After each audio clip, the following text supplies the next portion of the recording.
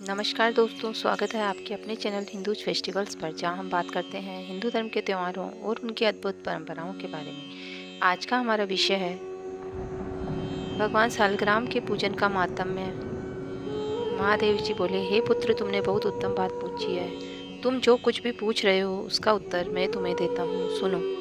सालिग्राम शिला में सदा चराचर प्राणियों सहित भगवान विष्णु स्वयं निवास करते हैं। जो सालिग्राम शिला का दर्शन करता है, उसे मस्तक झुकाता, स्नान कराता और पूजन कराता है, वह कोटि यज्ञों के समान पुण्य तथा कोटि गोदानों का फल पाता है। हे पुत्र, जो पुरुष सर्वदा भगवान विष्णु की सालिग्राम शिला का चरणामृत का पान करता है, उसे गर्भवास में भयंकर कष्ट का नाश कर दिया जाता है। जो सदा भोगों में आसक्त और भक्तिभाव से हीन है, वह भी सालिग्राम शिला का पूजन करके भगवत स्वरूप हो जाता है।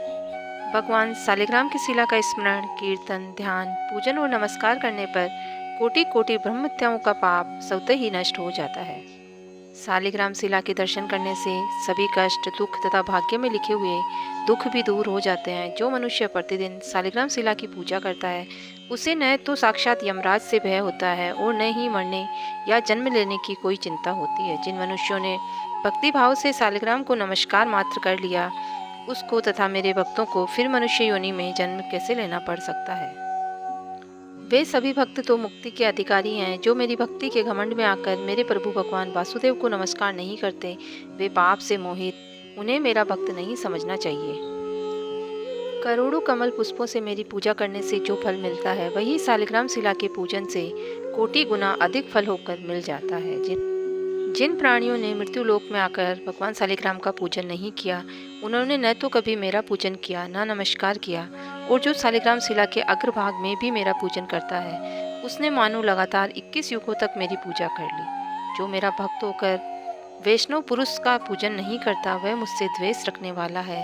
उसे तब तक के लिए नरक में रहना पड़ता है जब तक कि 14 इंद्रों की आयु समाप्त नहीं हो जाती। जिनके घर पे संत और सन्यासी जनों का सम्मान होता है, उनके पितामह 8 युगों तक अमृत भोजन करते हैं। सालिग्राम शिला से प्रकट हुए लिंगों का एक बार भी पूजन करने पर मनुष्य योग और सांख्य से रहित होने पर भी मुक्त हो जाता है। मेरे कोटि कोटि लिंगों का दर्शन, पूजन और स्तवन करने से जो फल मिलता है, वह एक ही सालिग्राम शिला के पूजन से प्राप्त हो जाता है। जो भक्त प्रतिदिन 12 सालिग्राम शिलाओं का पूजन करते हैं, उनके पुण्य का वर्णन सुनो। भगवती देवी गंगा के तट पर करोड़ों शिवलिंगों का पूजन करने से तथा लगातार 8 युगों तक काशीपुरी में रहने से जो पुण्य होता है, वह पुण्य उस भक्त को उसी समय प्राप्त हो जाता है। अधिक कहने की तो आवश्यकता ही क्या है। जो भक्त सालिग्राम शिला का पूजन करता है, उसके पुण्य की गणना करने में तो साक्षात ब्रह्मा जी भी समर्थ नहीं है। इसीलिए पुत्र, सभी भक्तों को भक्तिपूर्वक सालिग्राम शिला का पूजन करना चाहिए। जहाँ सालिग्राम शिला रूपी साक्षात भगवान केशव विराजमान होते हैं, वहाँ संपूर्ण देवता विद्यमान होते हैं। देवताओं का करोड़ों बार कीर्तन करने से जो फल मिलता है, वही भगवान केशव को एक बार कीर्तन करने से मिल जाता है। कलयुग में श्री हरि का कीर्तन ही सर्वोत्तम पुण्य है। श्री हरि के चरणोदक पान करने से ही समस्त पापों का प्रायश्चित हो जाता है। फिर उसके लिए दान, उपवास और चंद्र व्रत करने की क्या आवश्यकता है। हे पुत्र, सालिग्राम शिला का पूजन करने से 100 यज्ञों के करने जितना फल प्राप्त होता है। जो सालिग्राम शिला के जल से अपना अभिषेक करता है, उसे संपूर्ण तीर्थों में स्नान कर लिया। भगवान सालिग्राम को पत्र, पुष्प, फल, जल, मूल और दुर्वादल से भी मेरु पर्वत के समान पूजन करने से महान फल प्राप्त होता है। जहाँ सालिग्राम शिला होती है, जहाँ सालिग्राम भगवान निवास करते हैं, वहाँ भगवान श्री स्वयं विराजमान होते हैं। वहाँ किया हुआ स्नान और दान 100 गुना अधिक फल देने वाला होता है।